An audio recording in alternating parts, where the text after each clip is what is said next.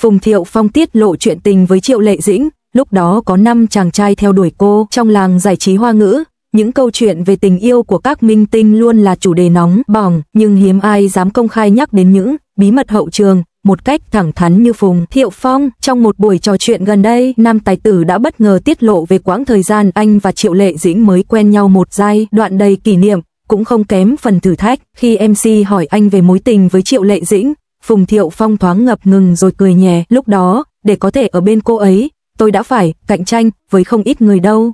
Tôi nhớ rõ ràng, thời điểm ấy có tới 5 chàng trai cùng theo đuổi Lệ Dĩnh. Câu nói ngắn gọn ấy lập tức khiến khán phòng xôn xao. Bởi từ trước đến nay, Triệu Lệ Dĩnh luôn giữ hình ảnh kín tiếng, ít khi nhắc đến đời tư. Nhưng qua tiết lộ của Phùng Thiệu Phong, khán giả mới hình dung ra được đằng sau nụ cười dịu dàng, Triệu Lệ Dĩnh từng là tâm điểm trong mắt không ít người đàn ông. Thời điểm đó, Triệu Lệ Dĩnh đang ở đỉnh cao nhan sắc và sự nghiệp. Sau thành công vang dội của Hoa Thiên Cốt và hàng loạt tác phẩm truyền hình đình đám, cô trở thành một trong những minh tinh được yêu thích nhất Trung Quốc. Vẻ đẹp ngọt ngào, đôi mắt long lanh cùng khí chất trong sáng đã khiến cô trở thành nữ thần trong mơ của biết bao chàng trai. Phùng Thiệu Phong kể không chỉ người trong giới, mà cả những người ngoài giới cũng bày tỏ tình cảm với cô ấy. Nhưng Lệ Dĩnh luôn khéo léo từ chối, giữ khoảng cách lịch sự. Dù Phùng Thiệu Phong không tiết lộ tên cụ thể, nhưng anh chia sẻ rằng trong số 5 người từng theo đuổi Triệu Lệ Dĩnh, có cả những đồng nghiệp từng đóng chung phim, có người là doanh nhân thành đạt, thậm chí có người ngoài ngành nhưng vẫn tìm cách bày tỏ tình cảm. Đôi khi tôi cũng lo lắng chứ, nhìn thấy xung quanh cô ấy có nhiều người tốt, nhiều người tài giỏi, tôi sợ mình không đủ để giữ lấy trái tim cô ấy. Nhưng càng ở gần, tôi càng nhận ra rằng Lệ Dĩnh không bị cuốn theo hào nhoáng. Điều cô ấy cần chỉ là một người thật lòng, biết trân trọng gia đình. Anh bộc bạch. Trong vô vàn sự theo đuổi ấy, Triệu Lệ Dĩnh cuối cùng đã chọn Phùng Thiệu Phong. Không phải vì anh giàu có, không phải vì anh nổi tiếng, mà vì sự chân thành. Một lần, trong hậu trường bộ phim hợp tác, trời đổ mưa lớn, dàn diễn viên và nhân viên đều vội vàng tìm chỗ trú. Riêng Phùng Thiệu Phong lặng lẽ chạy đi lấy áo khoác, che cho Lệ Dĩnh, dù chính anh cũng ướt sũng. Khoảnh khắc ấy đã in sâu trong tim cô. Đó là lần đầu tiên tôi cảm nhận rõ ràng tình cảm của anh ấy. Một sự quan tâm giản dị nhưng chân thành, và có lẽ trái tim tôi đã rung động từ giây phút ấy. Triệu Lệ Dĩnh từng chia sẻ, dù đến với nhau trong tình cảm chân thành, nhưng cả hai cũng từng trải qua không ít sóng gió. Tin đồn, thị phi, áp lực từ truyền thông khiến mối quan hệ nhiều lần bị thử thách. Phùng Thiệu Phong thú nhận có lúc tôi đã nghĩ rằng nếu Lệ Dĩnh chọn một trong 5 người kia, có lẽ cô ấy sẽ ít chịu áp lực hơn, nhưng cô ấy vẫn ở bên tôi, cùng tôi đi qua những tháng ngày khó khăn. Đó là điều mà tôi luôn biết ơn. Dù hiện tại họ đã ly hôn, nhưng khi nhắc về những ký ức ấy, ánh mắt của Phùng Thiệu Phong vẫn ánh lên sự trân trọng.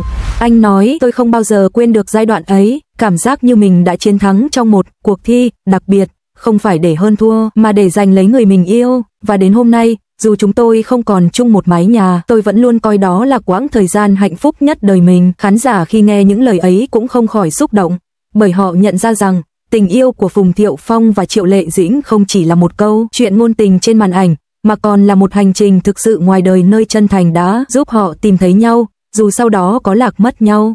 Sau chương trình, mạng xã hội bùng nổ với vô số bình luận, hóa ra Lệ Dĩnh từng được nhiều người theo đuổi đến vậy, nhưng cuối cùng cô ấy chọn Phùng Thiệu Phong, đúng là duyên phận. Nghe Phùng Thiệu Phong kể lại, tôi cảm nhận rõ ràng tình cảm anh dành cho cô ấy vẫn còn sâu đậm. Có lẽ tình yêu thật sự không phải là sự lựa chọn dễ dàng, mà là quyết định gắn bó bất chấp xung quanh có bao nhiêu lựa chọn khác. Nhiều fan hâm mộ cũng bày tỏ mong muốn, một ngày nào đó, sau tất cả, họ có thể tìm lại nhau không chỉ vì ký ức mà còn vì tình cảm vẫn còn vẹn nguyên trong trái tim.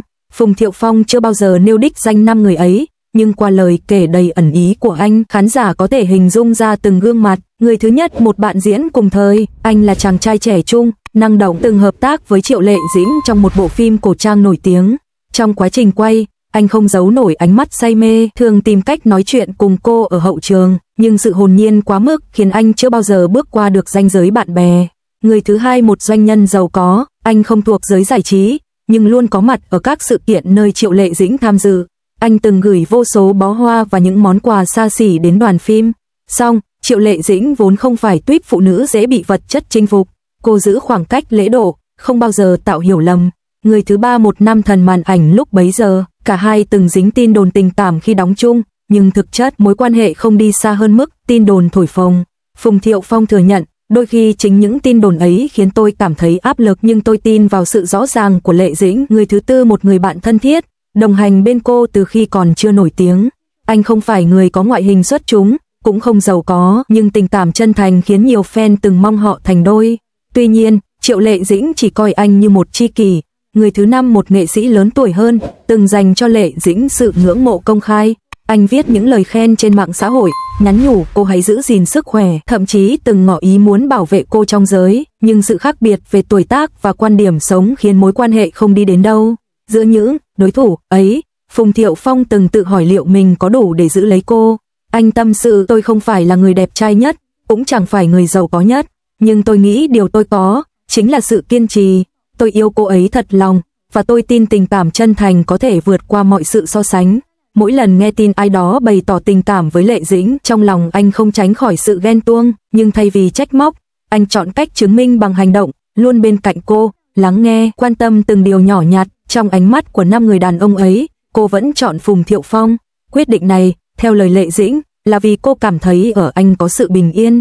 Anh ấy không dùng những lời hoa mỹ, không đem đến những món quà xa xỉ, nhưng anh ấy cho tôi cảm giác có thể dựa vào. Tôi vốn xuất thân bình thường, nên điều tôi trân trọng nhất là sự ấm áp gia đình, và tôi nhìn thấy điều ấy ở anh. Câu nói ấy khiến nhiều fan rơi nước mắt, bởi hóa ra, người phụ nữ mạnh mẽ như Triệu Lệ Dĩnh, sau tất cả, chỉ cần một bờ vai thật lòng. Dù hiện tại họ đã không còn chung một mái nhà, nhưng khi Phùng Thiệu Phong nhớ lại giai đoạn cạnh tranh với 5 người ấy, anh vẫn mỉm cười. Đó là một phần tuổi trẻ của tôi đã yêu và đã được yêu, được trải qua cảm giác hồi hộp, ghen tuông và hạnh phúc vỡ òa khi cô ấy chọn mình. Cho dù sau này kết cục ra sao, tôi vẫn biết rằng chúng tôi từng thật lòng với nhau. Câu chuyện nhanh chóng lan tỏa trên mạng xã hội, fan hâm mộ bàn tán sôi nổi, 5 người theo đuổi, nhưng Lệ Dĩnh chọn Phùng Thiệu Phong.